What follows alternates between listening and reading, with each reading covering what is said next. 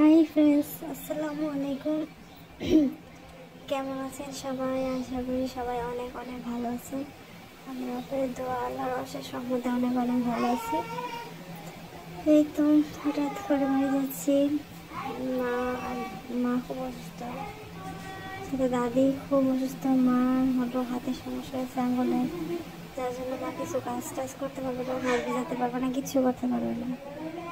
যার জন্য হঠাৎ করে চলে এলাম। আমার ভাই নিতে আসলো দুপুর টাইমে। এই তো দুপুর 2টা তখন হঠাৎ চলে আসলো, রওনা দিলাম। তখন গিয়ে দুপুর রান্না বান্না করতে হবে, আম্মু কিছু করতে পারবে না, সব কিছু আমাকে করতে হবে।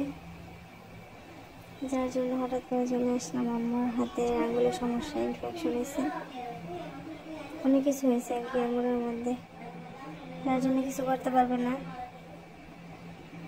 এই আর কি চলে এলাম।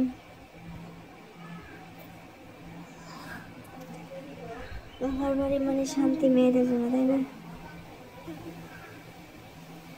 এই তো চলে এলাম। এখন আমি সব কিছু রান্না বান্না করবো।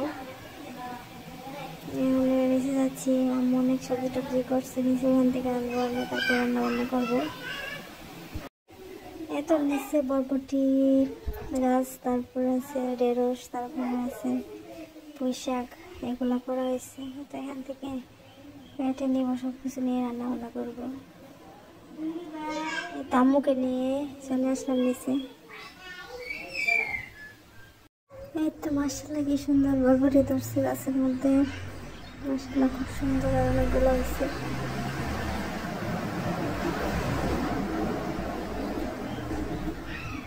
সবগুলো মাশাআল্লাহ মোটামুটি ভালোই হয়েছে। ঢেঁড়স, পুঁই শাক, কষ্ট করলেও হইলে ভাল লাগে, শান্তি লাগে। এই তো আমি গাছ থেকে ঢেঁড়স পারছি, আর পুঁই শাক কাটবো রান্নার জন্য।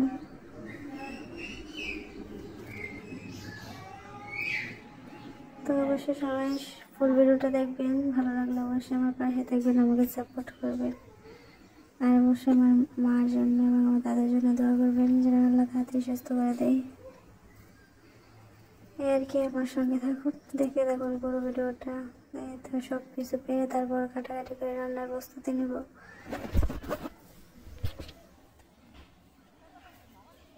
এই আর কি, এখন পুঁই শাক কাটবো। আমার ছেলেটা সব কিছু তো আগে ঘরে দিতেই, ও কাটবো, পারো কার না পারো, ওর সাথে সাথে যাইবো, আর ওর কাটতেই হইব। এত দুষ্টুমি করে বলার মতো না। এই তো কাটাকাটি শেষ। এখন সব ধুয়ে রান্না করার জন্য প্রস্তুতি করলাম। রান্না বসাবো।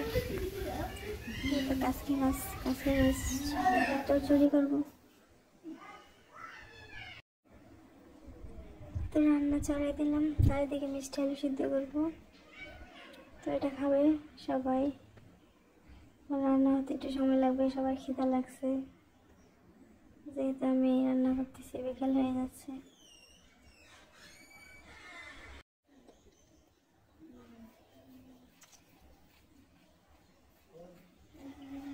তো এখন পুঁই শাকটা রান্না করতেছি, আর এদিকে ভাত বসাই দিলাম।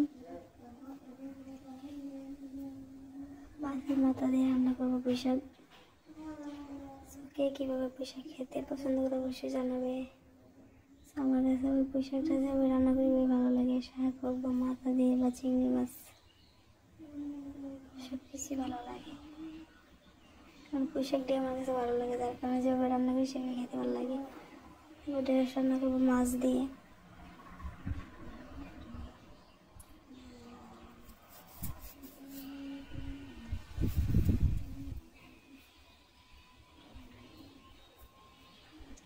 এই আর কি, তো আজকে রান্না করতে করতে দেরি হয়ে গেছে, তার কারণে আমি আসে রান্না বসাইছি। তো বিকালে তো সবাই একবারই খাবে রাতে, যেহেতু আম্মু সমস্যাতে আম্মু রান্না বান্না করতে পারি না, তাই দেরি হয়েছে। তো এখানে শেষ করলাম, আল্লাহ হাফিজ।